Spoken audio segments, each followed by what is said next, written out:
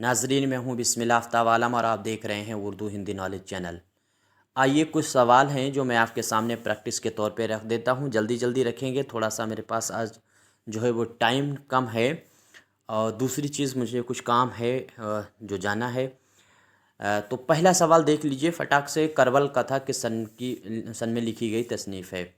याद रखिएगा, करबला के वाक़या पे लिखी गई है, 12 मजलिसों पे है। ये चीज़ें आपको मालूम ही हैं, मोटी मोटी चीज़ें जो हैं। दूसरी बात, शुरू में इसमें जो है जिल्दें, वो जो हिस्से थे, जो इसमें मजलिसें थीं वो सिर्फ 10 थीं। बाद में इसमें 12 मजलिसें हुई हैं। तो इसमें आपका आंसर क्या होगा? उम्मीद करता हूँ सभी का आंसर सही होना चाहिए और सभी के आंसर सही हुए होंगे। 1732 जिस बच्चे ने भी दिया है उसका आंसर सही है। देखिए, अगर आप पहली बार चैनल पे आए हैं तो चैनल से जुड़ने के लिए आप चैनल को सब्सक्राइब कर सकते हैं। मेरे क्वेश्चन अगर आपको अच्छे लगते तो लाइक कर सकते हैं, वरना डिसलाइक कर सकते हैं, लेकिन वीडियो शेयर ज़रूर किया कीजिएगा, ताकि हो सकता है आपके फ़ायदे के क्वेश्चन शायद ना हो, लेकिन किसी दूसरे को फ़ायदा आपके ज़रिए पहुंच जाए तो इससे अच्छी कोई बात नहीं। जॉन गिलक्रिस्ट कब पैदा हुए? वेरी इंपॉर्टेंट क्वेश्चन है। डी ट्रिपल एस बी जो सॉरी टीजीटी वाले जो हैं उनके लिए बहुत इंपॉर्टेंट क्वेश्चन है। ये कब पैदा हुए थे जॉन गिलक्रिस्ट? जॉन गिलक्रिस्ट के बारे में आपको मालूम ही है कि शोबा उर्दू का सदर जो है वो हिंदुस्तानी जो ज़बान थी उसका सदर थे ये कोलकाता कॉलेज में। और कोलकाता के बारे में ये भी याद रखिएगा कि कोलकाता कॉलेज जो है जिसमें ये सदर थे उसमें प्रिंसिपल, इनके बारे में कई बार पूछा जा चुका। ये प्रिंसिपल नहीं थे, डेविड ब्राउन प्रिंसिपल था। वो चीज़ आपको याद रहनी चाहिए। तो इसमें जिसने भी आंसर जो है वो बी दिया है उसका आंसर बिल्कुल सही है। आंसर आपका सही होगा बी। देखिए, डी ट्रिपल एस बी का एग्ज़ाम कल परसों जो हुआ था उसमें बड़ा गड़बड़ हुआ है और बच्चों के बहुत कमेंट आए थे उस पर। आज मैंने बाकायदा रिव्यू वीडियो बनाई है, उसको ज़रूर देखिएगा। आप किसी भी उर्दू के एग्ज़ाम की तैयारी कर रहे हैं, किसी भी, फिर से सुनिए, किसी भी एग्ज़ाम की तैयारी कर रहे हैं उसका रिव्यू ज़रूर सुनिएगा जो अभी 10 मिनट में मैंने दिया है। और वो हर किसी को होशियार होने के लिए प्रेरित करेगा कि आने वाले एग्ज़ाम कितने ख़तरनाक होने वाले हैं, उर्दू के लिए कितनी ख़तरनाक सियासत चल रही है। और ख़ास तौर से उसमें जिसमें ऑनलाइन एग्ज़ाम होता है, ऑनलाइन एग्ज़ाम कराना भी उर्दू के लिए ख़तरनाक इसलिए हो रहा है क्योंकि उसके ज़रिए सियासत हो जा रही है। उसमें मैंने बात की है, वो देखिएगा ज़रूर वीडियो का और उसको ज़्यादा से ज़्यादा शेयर कीजिएगा। और ये भी जो भी उर्दू पढ़ाते हैं उन सबको कमेंट कीजिएगा चैनलों पर, जो भी देखते हों आप मेरे सिवा, जो उर्दू के, उनमें सब में कमेंट कीजिएगा कि ये बात उठाइए, फ़ॉन्ट का मसला उठाइए, वरना इसके ज़रिए उर्दू ख़त्म कर दी जाएगी 40% कोटे में। अगर आप उर्दू में पेपर नहीं हल कर पाएंगे तो आपकी दोबारा सीट नहीं दी जाएंगी। ऐसा मेरे वहाँ जो है सहाफ़त की सीट 5 थी और उनमें एडमिशन नहीं हो पाए, उसकी कुछ शर्तें थीं और बाद में वो सहाफ़त की सीटें आना बंद हो गई हैं। मैं जिस कॉलेज में पढ़ा हूँ उसकी बात कर रहा, उर्दू में। तो उर्दू की 2 कदीम मसनबियाँ, ये देखिए, यहाँ वो बात नहीं करेंगे, उसको वहाँ देख लीजिएगा, ज़रूर देख लीजिएगा और शेयर कर दीजिएगा हर उर्दू वाले के पास। उर्दू की 2 मसनबियाँ, उर्दू की 2 कदीम मसनबियाँ किसकी तसनीफ़ है? उम्मीद करता हूँ सभी का आंसर सही होना चाहिए। ये वाला सवाल तसनीफ़ देखिए। तो इसमें आपका आंसर, जिस बच्चे ने बी दे रखा है उसका आंसर बिल्कुल सही है। याद रखिएगा, मौलवी इस्माइल अमरोहबी का नाम आपको याद होना चाहिए, अमरोहबी गलत लिख दिया है। आगे, हुस्न हैवान किस अफसाना निगारी की तख्लीक है? किस अफसाना निगार की तख्लीफ होना चाहिए, किस अफसाना निगारी की नहीं। तो हुस्न हैवान जो है किस अफसाना निगार जो है उसकी तख्लीक है। तो यहाँ पे किसकी तख्लीक है? उम्मीद करता हूँ सभी का आंसर सही हुआ होगा। कृष्ण चंद्र अगर आपने दिया है तो आपका आंसर सही है। हुस्न हैवान जो तसनीफ़ है वो कृष्ण चंद्र की है, यह अफसाना लिखा हुआ है। अगला सवाल देखिए, जॉन गिलक्रिस्ट का इंतकाल कब और कहाँ हुआ है? तो पैदाइश इसके बारे में अभी आपने देख ली थी, याद है अगर पैदाइश, तो फिर अब इंतकाल भी आपको याद रहना चाहिए कहाँ हुआ था। अगर शहर आपको याद रहता है तो अच्छी बात है, वरना सन भी आपको साथ साथ याद रहे। पेरिस में इसका इंतकाल हुआ था, रहने वाला ये लंदन का था। 1841 में इसका इंतकाल हुआ था। ये चीज़ आपको याद रहनी चाहिए। आगे है, रिफ़ाअत सरोश की पैदाइश किस सन में और कब हुई है? मतलब किस सन में हुई है और किस शहर में हुई है, ये आपको बताना है। तो जिस भी बच्चे ने पहला आंसर दिया है उसका आंसर सही है। यानी 1955 में इसके जो है पैदाइश हुई है। कहाँ? तो मेरठ में हुई है। 1955 आपको याद ही होगा कि अच्छा किसका इंतकाल 1955 में हुआ, कमेंट करके बताइए फटाक से। बुरहानुद्दीन जानम कब पैदा हुए? बुरहानुद्दीन जानम कब पैदा हुए? ये कदीम जो शोरा हैं इनकी जो एनसीईआरटी में पैदाइश और इंतकाल दिया गया है, इसको हर हाल में आपको पढ़ लेना चाहिए, क्योंकि ये पूछने लगे हैं आजकल कदीम शोरा की पैदाइश शहर या फिर सन। तो इसमें आंसर आपका क्या सही होगा? उम्मीद करता हूँगा जिस बच्चे ने सी दे रखा है उसका बिल्कुल आंसर सही है। 1554 आपको याद रखना है। गवासी की तारीख़ वफ़ात क्या है? गवासी की तारीख़ वफ़ात क्या है? देखिए 200 कुछ ऐसे राइटर हैं जिनकी तारीख़ वफ़ात या उनकी पैदाइश पूछी जाती है शहर भाई। तो उनको एक वीडियो में या 2 वीडियो में उसको एक ही बार में पूरा कंप्लीट पढ़ा देंगे। कंप्लीट इसलिए एक ही बार में नहीं पढ़ाते क्योंकि जब लगातार सन पढ़ा दो राइटरों के, तो उसमें सन गड़मट हो जाते हैं कि याद नहीं आता है कि मुनीर शिकवाबादी कब पैदा हुए हैं और दाग दहलवी कब पैदा हुए हैं। इस तरह से गड़मट हो जाता है। अलग अलग प्रैक्टिस में जब आप उनको पढ़ेंगे तो अच्छे से याद होंगे। तो आपको याद रखना है गवासी की जो वफ़ात है वो हिजरी में यहाँ दी गई है। 1060 या हिजरी आपको याद रहनी चाहिए। सवाल है वाजिद अली शाह अख्तर। सबसे पहली बात याद रखिए कि शायरी में अपना तखल्लुस नवाब वाजिद अली शाह जो थे वो इस्तेमाल करते थे अख्तर। तो इनका उर्दू का पहला ड्रामा इन्हीं का लिखा हुआ माना जाता है, लेकिन ये कभी शाया नहीं हुआ, सिर्फ खेला गया है राधा कन्हैया। शाया होने वाला इंद्र सभा है जो आपको मालूम है अमानत लखनवी का है। अगला है ग़ुलाम रब्बानी तावा किस शहर में पैदा हुए? देखो किस शहर में पैदा हुए लिख दिया, तो किस शहर में पैदा हुए हैं। देखिए जो भी गलतियां होती हैं मुझसे क्वेश्चन बताने में वो ज़रूर बताइएगा। मैं छोटा सा तालिबे इल्म उर्दू का हूँ, मुझको जानकारी उर्दू की बिल्कुल भी नहीं है। यकीन है मुझको बिल्कुल भी जानकारी नहीं है, क्योंकि मैं जो है हमेशा हिंदी का स्टूडेंट रहा हूँ।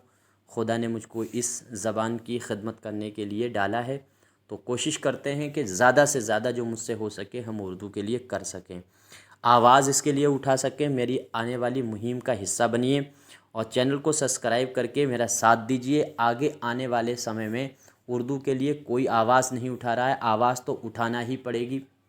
नहीं उठाओगे तो रफ्ता रफ्ता ख़त्म हो जाएगी। सी जिसने आंसर दिया है तो फ़र्रुखाबाद याद रखिएगा। बाकी 1922 में देखिए 1922 में मशहूर रिसाला निगार किसने जारी किया था? तो यहाँ पे इम्पोर्टेंट क्या है कि निगार तो सभी को मालूम है किसने जारी किया था। नियाज़ फ़तेहपुरी में आपको जो याद रखने की बात है वो ये याद रखने की है कि 1922 में आया है, सबसे पहली बात। आगे देखिए क़ुर्रतुल ऐन हैदर का सावानाही नोबेल कौन सा है? आसान है, बहुत सा आसान सवाल है। क्यों आसान है उसकी वजह है क्योंकि इसमें जो और दिए गए हैं वो सब आपको मालूम ही है। अच्छा किसका है? आंगन खदीजा मस्तूर का है, मालूम है आपको आंगन खदीजा मस्तूर का है। खुदा की बस्ती किसका है? शौकत सिद्दीकी का है, आपको बनता है। गुरेज़ किसका है? अज़ीज़ लखनवी का है। और ये कारे जहाँ दराज है, तो ये जो लिखा हुआ है वो क़ुर्रतुल ऐन हैदर का सावानाही नोबेल है, ये दिमाग में फीड करना है। किताब नुमा, तो किताब नुमा जो है ये क्या चीज़ है? किताब नुमा, तो आपको याद रखने की बात ये है कि ये जो है एक माहनामा है जिसको शाहिद अली ख़ान जो है थे उनकी इदारत में निकाला गया था। तो ये उनकी इदारत में निकाला गया है, तो कहाँ से निकाला गया है ये आपको जवाब देना है। उम्मीद करता हूँ सभी का आंसर सही होना चाहिए। फटाफट जवाब देने की कोशिश कीजिए। तो जिस बच्चे ने दहली दिया है उसका आंसर सही है, ये दहली से निकाला गया। अगला सवाल है ड्रामा अनारकली किस सन में लिखा गया है? तो यहाँ पे देखो किस सन भी गलत लिख दिया है, किस सन एक ही में लिख दिया, किस सन में लिखा गया है। अगर लिखा गया पूछा जाता है तो आपका आंसर होगा फर्स्ट। जिसने भी 1922 दिया है उसका आंसर सही है। 22 साल की उम्र में लिखा था क्योंकि 1970 में पैदा हुआ है इम्तियाज़ अली और उन्हीं का लिखा हुआ है। 32 जो यहाँ पे दिया गया है बी वाला, इसका मतलब ये है कि इसमें ये शाया हुआ है ड्रामा अनारकली। आगे है हफ्तावार अखबार है वोल्टेज। इसमें क्या है? इसमें एक कॉलम लिखा जाता था आज़ाद कलम। तो आज़ाद कलम ये जहन में रखिएगा, आज़ाद कलम। तो ये कॉलम किस सहाफ़ी का लिखा हुआ है, इसका जवाब आपको देना है। उम्मीद करता हूँ सभी के आंसर सही हो रहे होंगे। कोई मशवरा है ज़रूर दीजिएगा, कोई गलती होती है ज़रूर बताइएगा। मैं इस पर बहुत बात कहता हूँ कि मेरी गलती ज़रूर बताते रहिए, खुदा के वास्ते बताते रहिए, बस ताकि मैं उसमें सुधार कर सकूं और अच्छा सा अच्छा कंटेंट आपके सामने रख सकूं और मेरे हक़ में दुआ कीजिए कि खुदा के मतलब जो है ताकत इतनी मुझको दे कि उर्दू के लिए हम उर्दू ज़बान के लिए आवाज़ बुलंद कर सकें। देखिए इसमें जवाब देना है आपको फटाफट जल्दी। तो इसमें आपका आंसर पहला अगर आपने दिया है ख्वाजा अहमद अब्बास, तो ख्वाजा अहमद अब्बास हैं, उन्हीं ने ये कलम लिखा करते थे आज़ाद कलम के नाम से। मंगू कोचबान, कितने बार ये कैरेक्टर पूछा जा चुका है।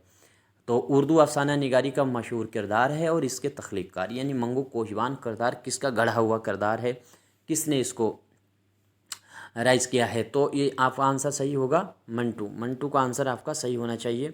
बी आंसर जिसने बच्चे ने दिया है उसका आंसर सही है, मंटू लगा दीजिए। ग़ुलाम हमदानी मुसाफ़ी ने मंदरजा ज़ेल में से कौन सा तज़करा लिखा है।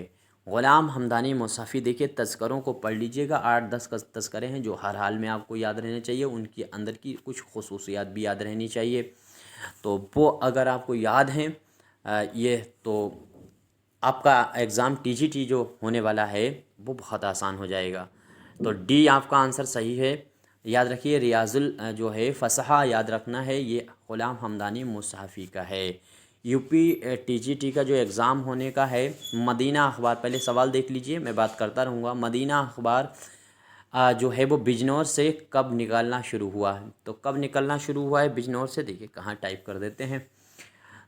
उम्मीद करता हूँ सभी का आंसर सही हुआ होगा। 1912 में ये निकलना शुरू हुआ था। देखिए यूपी टीजीटी का जो एग्ज़ाम है वो इस बार तो उसमें जीके जीएस नहीं होगा, इस बार तो वैसा ही एग्ज़ाम होगा जैसे हर बार होता था, लेकिन आगे जितनी भी वैकेंसियाँ आएंगी उसमें 2 परिवर्तन होंगे। एक तो हर हाल में होगा, वो कर दिया गया है कि उसमें जीके जीएस का पेपर जुड़ेगा। जीके जीएस पेपर जुड़ेगा, उर्दू वालों के लिए और मुश्किल खड़ी होगी, ख़ास तौर से उनका जिनका बैकग्राउंड मदरसे का है। हालांकि मदरसे वालों को नौकरी बहुत कम मिल पाती है, उसकी कई रीज़न हैं। वो ज़बान जो है वो जो अदब जो होता है, जो साहित्य होता है वो मज़हब से बहुत अलग होता है और उनके लिए मुश्किल होती है जो मज़हब में थोड़ा सा ज़्यादा रहते हैं, तो उनके लिए जर्नल पेपर बड़ी टफ़ हो जाता है। हालांकि सबके लिए नहीं, लेकिन सिर्फ 10 से 5% ऐसे बच्चे होते हैं मदरसे के जो नौकरी हासिल कर पाते हैं, वरना स्कूल के ही बच्चे आकर के ये हासिल कर लेते हैं। तो आपको क्या करना है, आपको अभी से तैयार होना है जीके जीएस के लिए। ये सवाल देखिए मैंने इसलिए इतनी देर बात की, जिस देखें कौन बताता है। उर्दू शायरी के बाग में एक ऐसा नया फूल खिला है, एक सुर्ख फूल, जो सज्जाद ज़हीर ने ये किस शायर के बारे में कहा है। तो ये आपको जवाब देना है कि शायर के बारे में कहा है। उम्मीद करता हूँ चारों ऑप्शन देख लीजिएगा। तो किस शायर के लिए कहा है। तो जीके जीएस के लिए मैंने पढ़ाना अभी से शुरू कर दिया है ताकि बच्चे आएँ, क्योंकि जीके जीएस आप सभी के साथ में एक देखिए यूपी असिस्टेंट प्रोफेसर का भी एग्ज़ाम होगा, वो मैं आपके साथ में दूंगा और देखना दूंगा मैं इसी बेस पे कि जो मैं आपको पढ़ाता हूँ यही आएगा। मैं खुद उस एग्ज़ाम को दूंगा और ख़ुद दिखा दूंगा आपको। मैं हर बार नेट का एग्ज़ाम देता हूँ, हर बार पास होता हूँ। मैं आपको ये दिखाने की कोशिश नहीं करता कि मुझ में बहुत जो है याद करने की या मुझ में ताकत है कि पेपर हल कर देने की, ऐसा नहीं है। मैं ये आपके सामने रखना चाहता हूँ कि मैं जो चीज़ बता रहा हूँ उसको समझने की कोशिश कीजिए, सवाल इधर उधर नहीं भटकाते हैं। बाकी आपकी इच्छा है कि मेरा चैनल देखें या न देखें, किसी की भी देखें, जो भी तैयारी करें कहीं से भी करें, आप फ़िलहाल अच्छी तैयारी करें, ऐसी तैयारी करें कि जो आता है वो पढ़ें।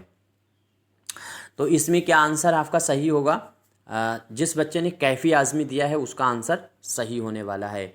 अगला सवाल देखिए है, निकला डकारता हुआ ज़ेगम कछार से। तो ये मिसरा है, इसमें जो है किस सनत का इस्तेमाल हुआ है, पोशीदा कौन सी सनत है, आपको जवाब देना है। फटाफट जवाब देने की कोशिश कीजिए। उम्मीद करता हूँ सभी का आंसर सही होगा। इस तरह के सवाल आपको आने चाहिए, ख़ास तौर से सनत से मुताल्लिक। तो और दूसरा परिवर्तन ये होगा यूपी टीजीटी में अगली बार जीके जीएस के बाद में दूसरा परिवर्तन ये कि पेपर ऑनलाइन होगा, और ऑनलाइन अगर हुआ तो वही हालत होने वाली है यूपी टीजीटी वालों की जो दिल्ली में हुई थी। तीसरा परिवर्तन ये होगा, निगेटिव मार्किंग भी बढ़ाई जा सकती है, और ये अगर 2 काम हो गए और फ़ॉन्ट का मसला नहीं सुलझा तो उर्दू तो आप बेटा समझ लीजिए जड़ से ही वैकेंसियाँ ख़त्म हो जाएंगी, चाहे कुछ भी हो जाए। क्योंकि उसके पीछे का रीज़न आप समझिए। मैंने जो वीडियो बनाई है, आज ही डाली है रिव्यू के नाम से, DSSB का जो रिव्यू उसको ज़रूर देखिएगा, शेयर कीजिएगा। मैं फिर आपसे कह रहा हूँ कि संभल जाइए आने वाले वक्त के लिए। इसमें आंसर जिसने इस्तारा दिया है उसका आंसर सही है। और यहीं तक क्वेश्चनों पे बात करते हैं, यहाँ तक कोई गलती हुई है ज़रूर बताइएगा। मेरी तरफ से कोई अगर दिल को चोट पहुंचने वाली बात पहुंची है तो कही गई है तो मैं उसके लिए माफ़ी भी चाहता हूं।